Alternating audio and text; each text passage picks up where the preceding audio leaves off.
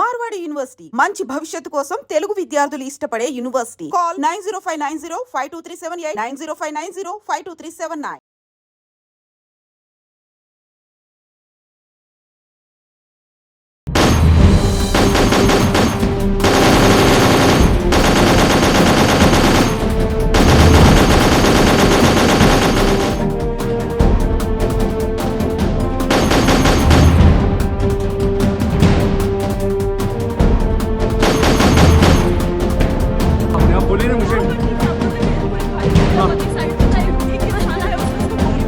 यहाँ पे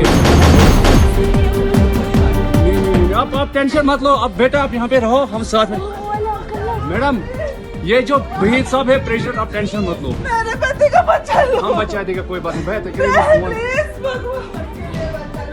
दब से मन युवा डिजाइन की है.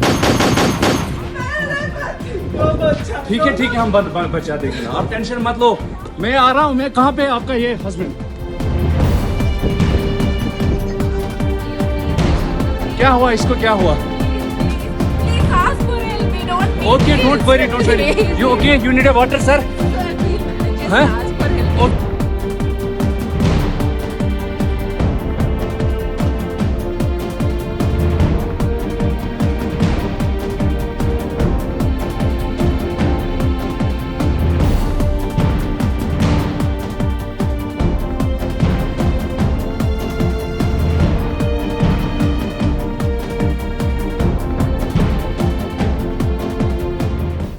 Big breaking. చాలా రోజుల తర్వాత ఈ జమ్మూ కాశ్మీర్ని టార్గెట్గా చేసుకుని ఉగ్రవాదులైతే రెచ్చిపోయిన పరిస్థితి కనిపిస్తోంది. మినీ స్విట్జర్లాండ్గా పిలుస్తారు ఈ ప్రాంతాన్ని. ఇది అనంతనాగ్ జిల్లా పహల్గాం సమీపంలో బైసరన్ లోయలో ఉంటుంది. సో పర్యాటకులు చాలా పెద్ద ఎత్తున వస్తూ ఉంటారు, ఎందుకంటే ఆ సైట్ సీయింగే చాలా చాలా ఆహ్లాదకరంగా ఉంటుంది. పచ్చని మైదానంలో ఉంటుంది కాబట్టి చాలామంది పర్యాటకులు జమ్మూ కాశ్మీర్ టూర్కి వెళ్ళినప్పుడు ఖచ్చితంగా విజిట్ చేసేటటువంటి ప్లేస్. దాన్నే టార్గెట్గా చేసుకుని టెర్రరిస్టులు అత్యంత ఘాతకంగా కాల్పులకు తెగబడ్డిండు. అంటే టూరిస్టులే టార్గెట్గా ఈ ఘాతకానికి తెగబడ్డారు. ఇది నిన్న 3 గంటల ప్రాంతాల్లో అయితే, మధ్యాహ్నం 3 గంటల ప్రాంతాల్లో జరిగినటువంటి సంఘటన. ఒక్కసారిగా పూర్తిగా ఆ మైదాన ప్రాంతం, పచ్చని ఆహ్లాదకరమైనటువంటి వాతావరణం ఉన్నటువంటి ప్రాంతం పూర్తిగా రక్తసిక్తమైపోయింది. ఆహాకారాలు మిన్నంటిన పరిస్థితి అయితే కనిపిస్తోంది. చాలా సమీపంగా, అంటే ఈ టూరిస్టులకు దగ్గరగా, అంటే టూరిస్టులను 1-to-1 లాగా, అంటే ఎదురెదురుగా నిల్చొని అతి సమీపంగా వీళ్ళు గన్ ఎక్కిపెట్టి విచక్షణారహితంగా కాల్ చేసిండ్రు. మహిళలు కావచ్చు, చిన్నారులను మాత్రం పక్కకు తోసేసి కేవలం పురుషులనే టార్గెట్గా చేసుకొని 28 మంది పర్యాటకులను కాల్ చేసిన పరిస్థితి. అండ్ దగ్గరలో ఉన్నటువంటి వాళ్ళను కూడా కొంత గాయపడ్డ పరిస్థితి కనిపిస్తోంది. చాలామందికి గాయాలు కూడా అయినాయి. కాల్పుల శబ్దం విన్న తర్వాతనే భద్రతా బలగాలు అక్కడికి చేరుకున్నట్టుగా ప్రత్యక్ష సాక్షులు చెప్తున్నారు. అంటే 20 నుంచి 30 నిమిషాలు పట్టింది అక్కడికి రావడానికి అనేటువంటిది. అయితే హుటాహుటిన ఇప్పుడు ప్రధాని మోడీ కావచ్చు, అండ్ దాని తర్వాత కేంద్ర హోంశాఖ మంత్రి అమిత్ షా ఆల్రెడీ నిన్న రాత్రే శ్రీనగర్కి అయితే చేరుకున్నారు. అక్కడున్న పరిస్థితిని పూర్తిగా సమీక్ష చేయడమే కావచ్చు, అట్లాగే అక్కడ పూర్తి సిట్యుయేషన్ని తమ ఆధీనంలోకి తెచ్చుకొని ఇప్పుడు హోంశాఖ చాలా సీరియస్గా ఈ ముష్కర్లు ఆర్ టెర్రరిస్టుల కోసం వెతుకుతున్న సిచ్యువేషన్ అయితే కనిపిస్తుంది. అత్యంత బాధాకరం ఏంటంటే, ఇక్కడ హైదరాబాద్లో నివాసం ఉంటున్నాడు. ఆయన పేరు వచ్చేసి మనీష్ రంజన్. అట్లాగే కర్ణాటకకు చెందినటువంటి ఒక వ్యాపారి మంజునాథ్ అక్కడికక్కడే ప్రాణాలు కోల్పోయిన పరిస్థితి. అండ్ మామూలుగా అయితే ఈ పర్వత ప్రాంతం కాబట్టి ఈ బైసరన్ ప్రాంతానికి ఐదర్ మనం కాలినడకన వెళ్ళాలి, లేదంటే గుర్రాలపై మాత్రమే వెళ్ళాలి అన్నమాట. సో ఖచ్చితంగా టూరిస్టులు మాత్రమే ఉంటారు, అక్కడ భద్రత ఏమాత్రం ఉండదు అని రెక్కీ నిర్వహించి టార్గెట్గానే ఈ ముష్కరులు ఆర్ టెర్రరిస్టులు దాడి చేసినగా స్పష్టంగా అర్థమవుతోంది.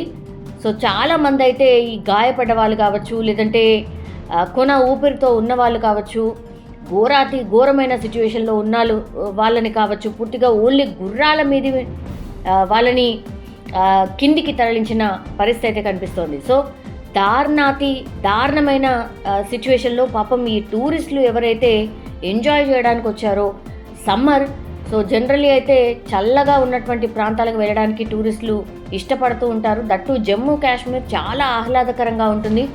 సమ్మర్ దట్టు చల్లగా ఉంటుంది, అట్లాగే మంచిగా ఎంజాయ్ చేయొచ్చు అని ఫ్యామిలీస్తోనే చాలామంది వెళ్తూ ఉంటారు. కొత్తగా మ్యారేజ్ అయిన వాళ్ళు వెళ్తూ ఉంటారు. అట్లా చాలామంది మీద ఈ టెర్రరిస్టులు పాయింట్ బ్లాంక్లో కనిపెట్టి కాల్చినటువంటి సిచ్యువేషన్ అయితే కనిపిస్తోంది. పూర్తిగా కాల్పులకు తెగపడ్డట్టు ఉన్నటువంటి సమాచారం. ఆ తర్వాత కాల్పులు జరిపి విచక్షణారహితంగా కాల్పులు జరిపిన తర్వాత అక్కడ పక్కన ఉన్నటువంటి అడవిలోకి పారిపోయిన సిచ్యువేషన్. సో ఈ కాల్పుల మూత కావచ్చు, లేదంటే భద్రతా బలగాలకు ఇన్ఫర్మేషన్ వచ్చి వాళ్ళు ఆ ప్రాంతానికి చేరుకునే లోపే చాలామంది పాపం మా వాళ్ళని కాపాడండి, దయచేసి అక్కడ వాళ్ళు పడున్నారు, ఇక్కడ వీళ్ళు పడున్నారు అంటూ రోదిస్తూ వాళ్ళు ఆ సైనికులను చూడగానే కన్నీరు మున్నీరుగా విలపిస్తూ తర్వాత కాళ్ళ మీద పడి మా హస్బెండ్కి బాగాలేదనో మా కొడుక్కి బాగాలేదనో ఇట్లా కాళ్ళ మీద పడి వేడుకుంటున్న సిచ్యువేషన్, అత్యంత దారుణమైన పరిస్థితుల్లో నిన్న టూరిస్టులు కనిపించిన సిచ్యువేషన్ అయితే ఉంది. సో ఈ ఉగ్రవాదుల టార్గెట్ వచ్చేసి అమర్నాథ్ యాత్ర. ఎందుకంటే చాలా పెద్ద ఎత్తున రిజిస్ట్రేషన్స్ జరుగుతున్నాయి కాబట్టే సంవత్సరానికి ఒక్కసారి జరిగేటటువంటి అమర్నాథ్ యాత్రని టార్గెట్ చేసుకుని ఈ టెర్రరిస్టులు ఈ ఇన్సిడెంట్ చేసినట్టుగా చెప్తున్నారు. ఎందుకంటే 38 రోజుల పాటు ఈ అమర్నాథ్ యాత్ర సాగుతుంది కాబట్టి ఈ జూలై 3 నుంచి అమర్నాథ్ యాత్ర స్టార్ట్ కాబోతోంది కాబట్టి మొత్తం దేశం నలుమూల నుంచి కూడా చాలా లక్షలాది మంది యాత్రికులు ఈ అమర్నాథ్ శివలింగం, అమర్నాథ్ హిమలింగం దర్శనానికి కూడా వస్తూ ఉంటారు. కాబట్టి వీళ్ళని టార్గెట్ చేసుకొని ఈ ఉగ్రవాదులు ఈ ఘాతకానికి పాల్పడినట్టుగా చెప్తున్నారు. ఎందుకంటే 2 మార్గాలు, అనంతనాగ్ పహల్గాం నుంచి వెళ్ళాలి 48 కిలోమీటర్లు, లేదంటే గందర్బల్ జిల్లా బాల్తాల్ నుంచి 14 కిలోమీటర్ల దూరం ఉంటుంది. సో అమర్నాథ్కి చేరుకోవాలంటే ఈ 2 మార్గాలు. అందుకని ఒక్క మార్గాన్ని టార్గెట్ చేసుకొని ఈ ఉగ్రదాడికి పాల్పడిన పరిస్థితి అయితే కనిపిస్తోంది. హుటాహుటిన కేంద్రం అలర్ట్ అయింది. హోంశాఖ మంత్రి అమిత్ షా ఆల్రెడీ నిన్న శ్రీనగర్కి చేరుకున్నారు. ఈరోజు ఆయన స్వయంగా వెళ్ళి పహల్గామ్కి వెళ్ళి పూర్తిగా ఏమైంది ఏంటి అనేది కూడా ఆరా తీయబోతున్నారు. జమ్మూ కాశ్మీర్ లెఫ్టినెంట్ గవర్నర్ మనోజ్ సిన్హా కూడా ఇందులో ఉండబోతున్నారు. ఉగ్రవాదుల ఈ చర్య ఏదైతే ఉంటుందో పూర్తిగా అన్ని దేశాల వాళ్ళు ఖండిస్తున్న సిచ్యువేషన్ అయితే కనిపిస్తోంది. ఎందుకంటే ఆల్రెడీ భారత పర్యటనలో ఉన్నారు ఉపాధ్యక్షుడు జేడీ వాన్స్.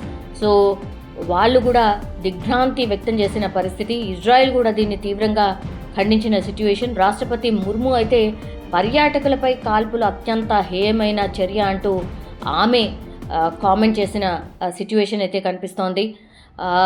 మేము దృఢ సంకల్పంతో ఉన్నాం, ఉగ్ర నిర్మూలనే లక్ష్యంగా మేము ముందుకు కదలబోతున్నాం, ఇది హేయమైనటువంటి చర్య అంటూ కూడా ప్రధాని మోడీ ఆయన కూడా ఖండించిన సిచ్యువేషన్ అయితే కనిపిస్తోంది. అయితే వీళ్ళు మనుషులు కాదు మృగాలే అంటూ ఉమర్ అబ్దుల్లా కూడా ఆయన ఎక్స్ వేదికగా స్పందించిన సిచ్యువేషన్ అయితే కనిపిస్తుంది. అయితే ఈ జమ్మూ కాశ్మీర్లో జరిగినటువంటి ఈ ఉగ్రదాడిలో హైదరాబాద్కు చెందినటువంటి కేంద్ర ప్రభుత్వ ఉద్యోగి చనిపోయిండు. కోటిలోని సబ్సిడరీ ఇంటెలిజెన్స్ బ్యూరో కార్యాలయంలో ఆయన సెక్షన్ అధికారిగా పనిచేస్తున్నారు. ఆయన పేరు వచ్చేసి మనీష్ రంజన్.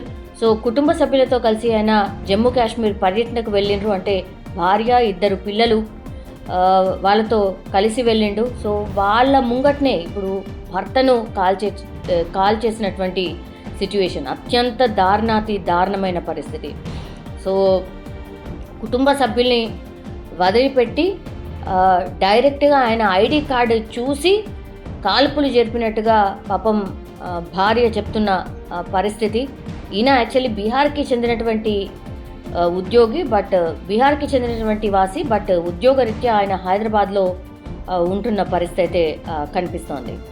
ఇంకో వ్యక్తి వచ్చేసి కర్ణాటకకు చెందినటువంటి వ్యక్తిని కూడా అత్యంత దారుణంగా కాల్చినటువంటి సిట్యువేషన్. సో చాలా ఏళ్ల తర్వాత ప్రశాంతంగా ఉన్నటువంటి ఈ జమ్మూ కాశ్మీర్ని మళ్ళా ఇంకోసారి అలజడి క్రియేట్ చేసే ప్రయత్నం చేసినట్టుగా స్పష్టంగా అర్థమవుతోంది. అంటే కామన్ పబ్లిక్ పర్యాటకులను టార్గెట్గా చేసినట్టు స్పష్టంగా అర్థమవుతోంది. ఒక భయాన్ని కలిగించే విధంగా ఈ ఇన్సిడెంట్ స్పష్టంగా కనిపిస్తోంది. సో మీరు ఇప్పుడు అందరు ప్రశాంతంగా ఉన్నారు కదా, అట్లెట్లా ఉంటారు అని మేము ఇంకా మిమ్మల్ని టార్గెట్ చేసే ఉన్నాము అనే ఒక మెసేజ్ని పంపించడానికే ఇట్లా భారత్ మీద ఈ ఉగ్రదాడి చేసినట్టుగా స్పష్టంగా అర్థమవుతున్న పరిస్థితి. అండ్ దట్టు మొన్న 2 రోజుల క్రితమే ఉగ్రదాడులు జరగొచ్చు దేశవ్యాప్తంగా అనేసి కూడా అలర్ట్ అయింది. కేంద్ర విభాగం అంతా కూడా అలర్ట్ అయింది. కానీ మరి ఎక్కడ మిస్ అయింది, మరి ఏం జరిగిందో ఏంటో తెలియదు. కానీ ఒక్కసారిగా ఉగ్రవాదులు జమ్మూ కాశ్మీర్ని టార్గెట్ పెట్టుకొని ఈ కాల్పులు జరపడం, అట్లాగే అమాయకులు పాపం పర్యాటకులు టార్గెట్గా ఈ ఉగ్రదాడికి పాల్పడడం అత్యంత హేయమైనటువంటి చర్య.